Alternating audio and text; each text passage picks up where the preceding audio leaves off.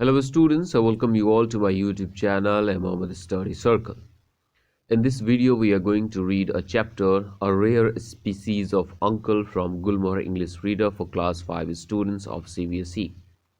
And this chapter has been written by an Indian writer Zay Whitaker.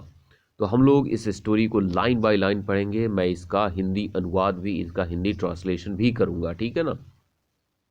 लेकिन सबसे पहले मैं आपसे रिक्वेस्ट करना चाहता हूं कि अगर आप चैनल पे नए हैं तो चैनल को सब्सक्राइब ज़रूर कर लें और फिर उसके साथ बेल आइकन को दबा लें, ताकि जब मैं नेक्स्ट वीडियो अपलोड करूंगा तो आपको ईजिली नोटिफिकेशन मिल जाए, या जब भी मैं कभी लाइव आऊं तो आपको नोटिफिकेशन आसानी से मिल जाए, ठीक है ना। और वीडियो अगर पढ़ते समय अच्छा लगे तो लाइक का बटन ज़रूर प्रेस कर देना है, इससे मुझे मोटिवेशन मिलती है, ठीक है ना। तो let's start reading out our story, A Rare Species of Uncle, adapted from Salim Ali for Schools by Zay Whitaker. तो सबसे पहले हम लोग जे विटेकर, जो कि एक राइटर है, जो कि ऑथर है, इस स्टोरी की उनके बारे में जानकारी जुटा लेते हैं। J Whitaker is an Indian writer who writes mainly about wildlife and conservation. J Whitaker क्या है? एक भारतीय राइटर है जो कि खास करके वाइल्ड लाइफ और कंजर्वेशन के बारे में लिखती हैं। वाइल्ड लाइफ कहने का मतलब जंगलों के बारे में, फॉरेस्ट के बारे में, है ना, इन्वायरमेंट के बारे में और उनके संरक्षण, कंजर्वेशन के बारे में ये ज़्यादातर लिखती हैं। She became interested in it because her family members were great lovers of nature. और यहाँ पे जे विटेकर को इन सब चीज़ों में इंटरेस्ट इसलिए आने लगा क्योंकि उसके फैमिली मेम्बर्स भी, है ना, काफ़ी ज़्यादा नेचर लवर्स थे, है ना। उसके वजह से इनको भी ये सारी पैशन डेवलप हो गई थी, ठीक है। अब इस स्टोरी को हम लोग लाइन बाय लाइन पढ़ना शुरू करते हैं। एक और बात मैं बता देना चाहता हूँ कि ये वीडियो थोड़ा सा लंबा होने वाला है, क्योंकि एक ही वीडियो में पूरे चैप्टर को एक्सप्लेन करने वाला हूँ। तो आप इस वीडियो का स्पीड थोड़ा सा इंक्रीज़ कर सकते हैं, 1.5 और डबल स्पीड में भी देख सकते हैं, ठीक है ना। This text is taken from a biography of Salim Ali, a well-known Indian ornithologist.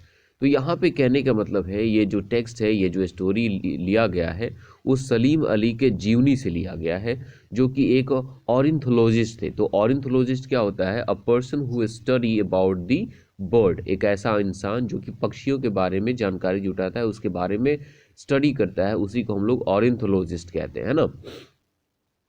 Famously referred to as the bird man of India. और सलीम अली को भारत में, है ना, as a bird man of India भी जाना जाता है। Here J Whitaker tells us about her childhood experiences with Salim Mamu who was her grandmother's brother. कहने का मतलब है, यहाँ पर जो हमारी राइटर हैं जे विटेकर, वो अपने बचपन के एक्सपीरियंसेस के बारे में, अपने बचपन के अनुभव के बारे में बताती हैं, जो कि उन्होंने सलीम मामू के साथ बिताई थी, जो कि उसके ग्रैंड मदर के भाई हुआ करते थे, है ना। ओके, तो यहाँ पे एक चीज़ समझ में नहीं आ रही है कि आपके ग्रैंड मदर मतलब अगर आपके आपके नानी या आपकी दादी का जो भाई होता है, वो तो आपका फिर दादा ही लगेगा ना। तो फिर यहाँ पे मामा क्यों बताया गया है? वैसे चलो, हम लोगों को स्टोरी पे ज़्यादा फोकस करना है। सलीम भाई वॉज माई मामू। अब यहाँ पे जे विटेकर कहती है कि सलीम भाई जो थे, जिसको सारे लोग सलीम भाई बुलाते थे, वो मेरे मामू हुआ करते थे। माई ग्रैंड मदर कामूज ब्रदर। और मेरी ग्रैंड मदर मतलब मेरी नानी, जिनका नाम क्या था? कामू, उनके वो भाई थे। तो इसके हिसाब से वो मामू नहीं, नानू होने चाहिए। By the time I was born, he was living with Kamu and her husband Hassan, our nani and nana. कहने का मतलब, जब मैं पैदा हुई थी, यहाँ पे कौन कहती है? जे विटेकर कहती है कि जब मैं पैदा हुई थी तो उस समय वो जो सलीम अली थे, वो मेरी नानी और नाना, नानी का नाम कामू और नाना का नाम हसन था, उनके साथ रहा करते थे। इन बैंड्रा, बॉम्बे। कहाँ पे? बॉम्बे के बैंड्रा में। My parents are both nature lovers and my father Zafar Fateh Ali became interested in birds through Salim Mamu. कहने का मतलब है कि मेरे जो पेरेंट्स थे, मतलब मॉम एंड डैड, दोनों क्या थे? नेचर लवर्स थे। उनको प्रकृति की चीज़ें और ख़ास करके नेचर की लाइफ काफ़ी ज़्यादा पसंद थी। और मेरे जो फादर थे, जिनका नाम ज़फ़र फ़तेह अली था, वो सलीम मामू के वजह से इन सारी चीज़ों में काफ़ी ज़्यादा इंटरेस्टेड हो गए थे। My mother Laeeq wrote a book with Salim मामू कॉल्ड कॉमन इंडियन बर्ड्स। अब यहाँ पे जे विटिकर कहती हैं कि मेरी मॉम लईक जो थी उन्होंने सलीम मामू के साथ मिलके क्या लिखा है, एक बुक लिखा है जिसका नाम क्या है, common Indian birds. Quite often, when new bird watchers are out in the field, one or two of them look into my mother's book to identify a bird। कहने का मतलब है यहाँ पे कि अक्सर वो सारे बर्ड वॉचर्स उनको कहते हैं जो कि बाहर निकलते हैं और नए नए पंछियों को देखते हैं, बर्ड्स को देखते हैं और उन्हें आइडेंटिफाई करने का काम करते हैं। तो यहाँ पे जे विटेकर कहती हैं कि वो सारे नए बर्ड वॉचर्स जिनको उतना एक्सपीरियंस नहीं होता है, उनमें से कईयों के पास, एक या दो के पास, है ना, मेरी मॉम की बुक होती है और वे लोग बर्ड्स को आइडेंटिफाई करने के लिए मेरी मॉम की बुक को रेफर करते हैं, उस बुक को देखते हैं। My brother sister and I grew up in a very nature friendly atmosphere. कहने का मतलब है कि जे विटेकर कहती हैं कि मेरे भाई और मेरे बहन और मैं एक काफ़ी नेचर फ्रेंडली एटमॉस्फेयर में हम लोग पले बड़े हैं। नेचर फ्रेंडली एटमॉस्फेयर कहने का मतलब वैसा एटमॉस्फेयर जहाँ पे नेचर को अप्रिसिएट किया जाता है, प्रकृति के बारे में, उसके बारे में कुछ ना कुछ अच्छा किया जाता है और उसको नुकसान नहीं पहुँचाया जाता है। उसको हम लोग कहते हैं फ्रेंडली, नेचर फ्रेंडली एटमॉस्फेयर, जहाँ पे आप प्रकृति की देखभाल करते हैं। At dinner we often heard words like habitat and ecosystem. कहने का मतलब है जब डिनर हम लोग करने बैठते थे तो उस समय हम लोगों को कई बार ये वर्ड सुनाई देता था, हैबिटेट और इकोसिस्टम। अब देखो हैबिटेट क्या होता है, the habitat the place where a particular type of animal or plant is normally found. Habitat वो निवास स्थान होता है, वो खास जगह होता है जहाँ पर किसी खास तरह के जानवर या पौधे पाए जाते हैं, है ना। और इकोसिस्टम का मतलब क्या हुआ, the way in which living things in an area relate to each other and their surroundings। कि जिस तरीके से कोई लिविंग चीज़ अपने एरिया और अपने आसपास के सराउंडिंग के साथ रिलेट करता है, उसको हम लोग इकोसिस्टम कहते हैं। Many discussions about nature and the environment took place around our beautiful old dining table in Juhu Lane, अंधेरी। कहने का मतलब है कि हम लोग जब डाइनिंग टेबल पे बैठे होते थे अपनी जूहू लेन के अंधेरी वाले घर पे, तो वहाँ पे है ना नेचर के बारे में और इन्वायरमेंट के बारे में काफ़ी सारे चीज़ों पे काफ़ी खूबसूरत क्या हुआ करता था, डिस्कशन हुआ करता था, किसके बारे में, आपके इन्वायरमेंट और नेचर के बारे में। I am sorry. Those days I greatly envied my school friends because they could sleep as late as they liked on weekends। कहने का मतलब है कि उन दिनों मैं इनवाइट कहने का मतलब क्या होता है, किसी से जेलस होना। तो उन दिनों मैं अपने स्कूल फ्रेंड्स के साथ काफ़ी जेलस हुआ करती थी क्योंकि वे लोग वीकेंड्स पे जब तक चाहें तब तक सो सकते थे, लेकिन मेरे साथ क्या होता था, we, on the other hand, were woken up at 5:30 a.m. to go bird watching at Borivali Park, which is now a national park। लेकिन हम लोग दूसरी तरफ, हम लोगों को 5:30 में ही भोर में ना सुबह में जग जाना पड़ता था और हम लोग जग के कहाँ जाते थे, बोरीवली पार्क में बर्ड्स को देखने जाते थे लोग, है ना, जो कि अब नेशनल पार्क बन चुका है। कौन, बोरीवली पार्क अब नेशनल पार्क बन चुका है। Sometimes Salim Mamu would come along to, कभी कभी सलीम मामू भी हमारे साथ आ जाते थे।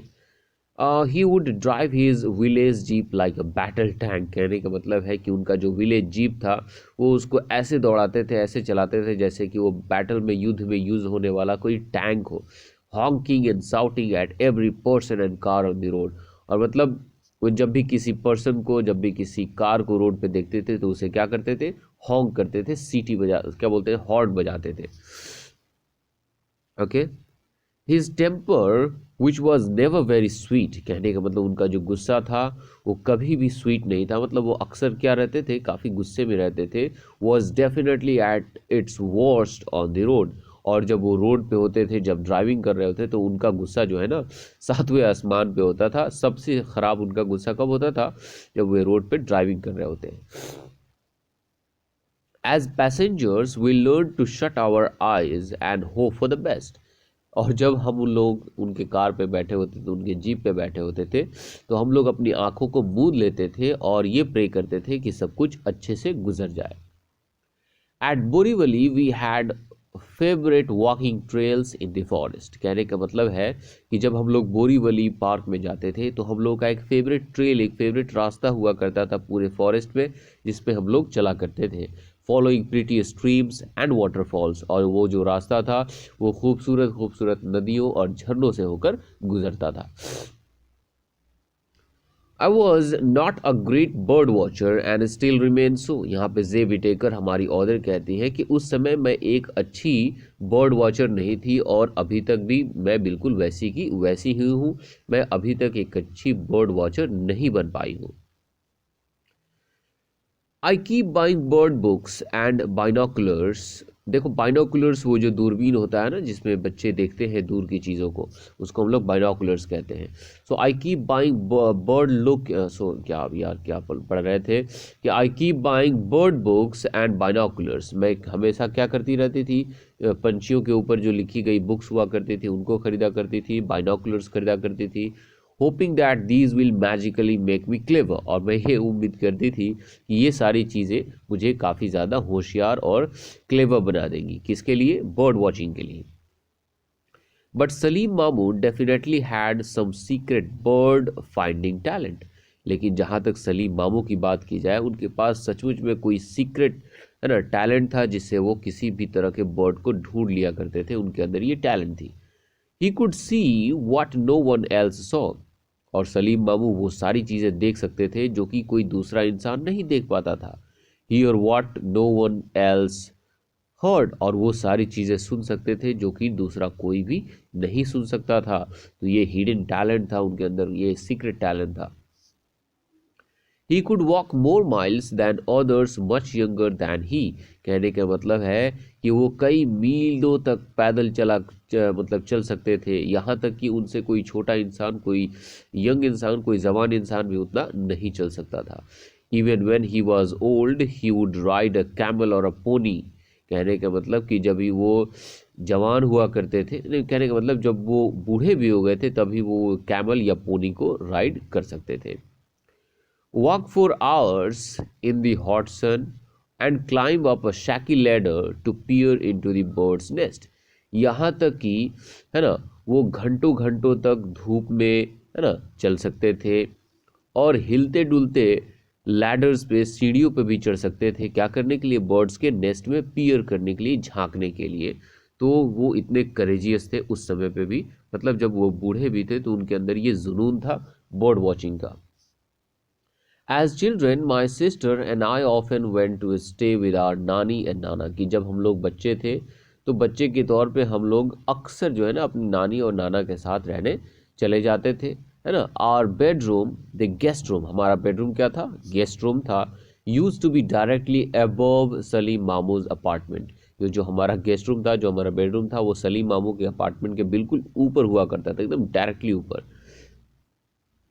ड्यूरिंग आवर स्टेज, जब हम लोग वहाँ पे रुका करते थे, ठहरा करते थे, we always hope that Salim Mamu would be away in some jungle or mountain or desert, है ना।